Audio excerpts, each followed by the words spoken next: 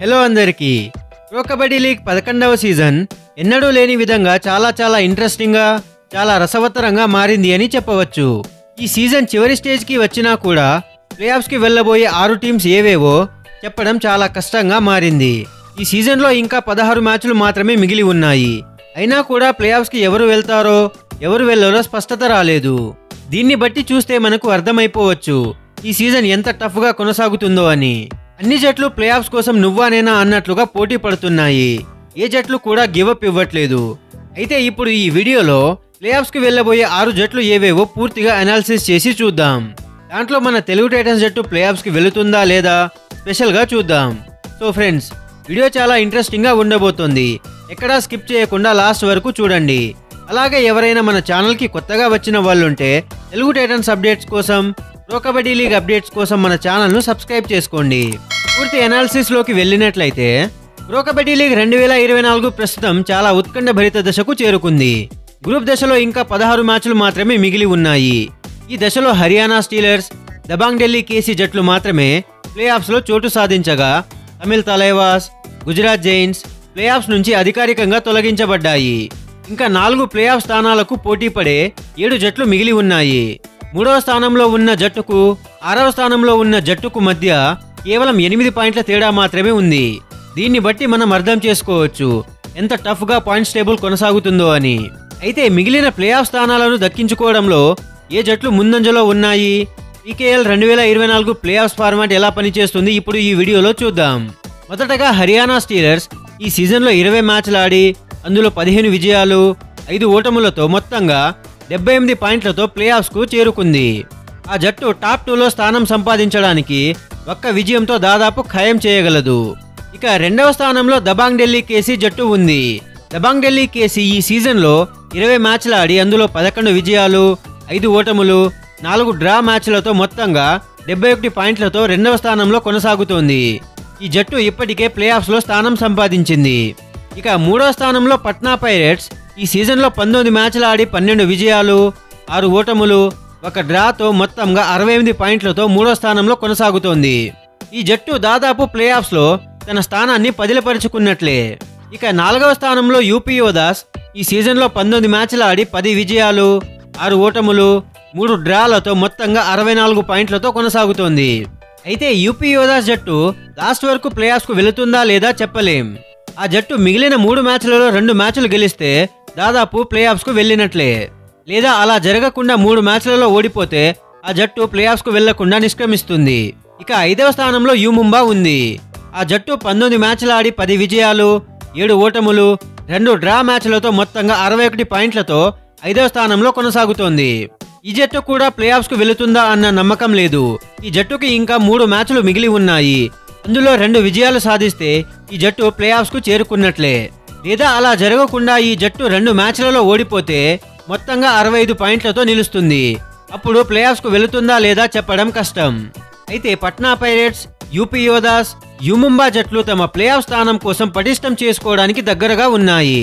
ఈ జట్లు తమ మిగిలిన మ్యాచ్లను గెలిచి టాప్ 2లో నిలబడేందుకు ప్రయత్నిస్తాయి.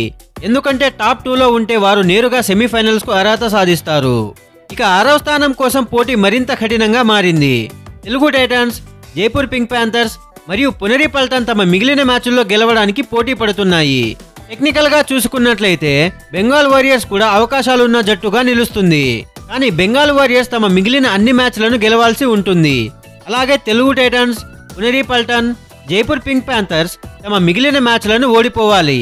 పాయింట్స్ టేబుల్లో 6వ స్థానంలో తెలుగు టైటన్స్ కొనసాగుతోంది.